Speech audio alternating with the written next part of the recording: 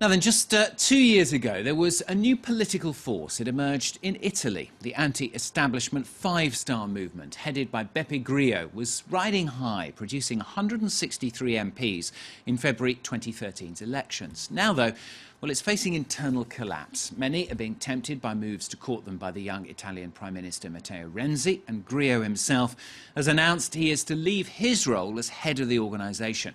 So what on earth has gone wrong? Well, here are Rome correspondents Natalia, Mendoza and Josephine McKenna explain. Tired. That's the word the founder of the five-star movement, Beppe Grillo, uses to justify taking a step back from his anti-establishment party. Our movement has changed. We now have hundreds of MPs in Parliament, dozens in the European Parliament. And also, I alone cannot be the one who carries the movement, who reaches out to the citizens at the four corners of Italy, like I used to do with my camper van. For that, I no longer have the use nor the strength. Now Grillo is handing the movement's leadership to a board of 5 MPs. Among them is 28-year-old Luigi Di Maio. He was elected in February 2013 when the movement won 25% of the vote in the national elections. For him, Grillo's decision is a logical evolution.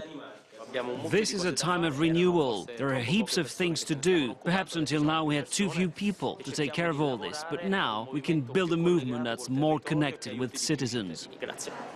It's an optimistic view since results have been disappointing in recent elections. Philippe Roudet is a political journalist who has closely followed the rise and fall of the movement. In the European elections in 2014, its support fell by more than 2 million votes.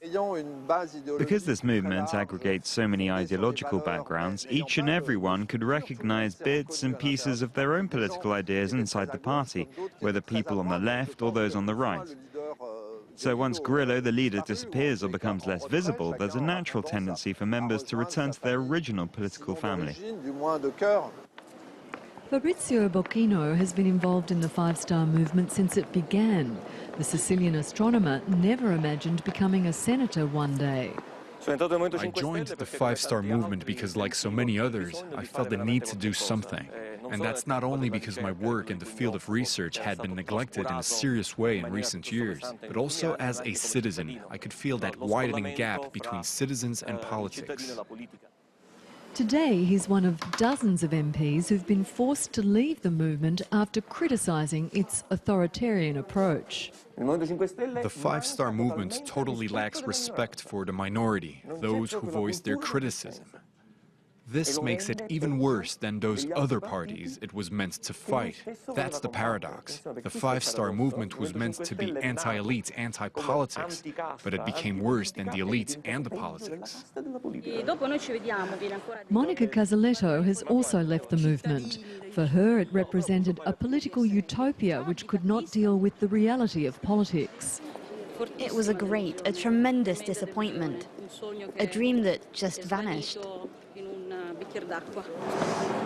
The dream was also ruined for Claudio Valiani.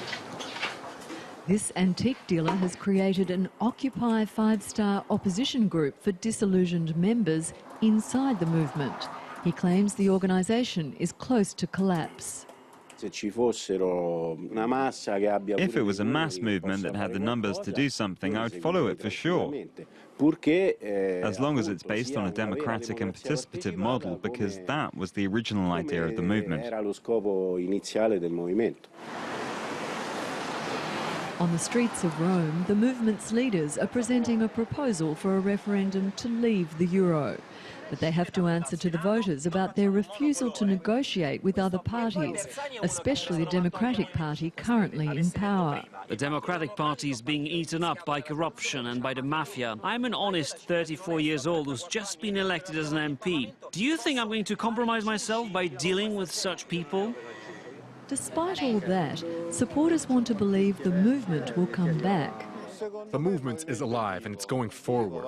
The movement's objectives are good. We have to bring back honesty to our country, a country where things are going so badly.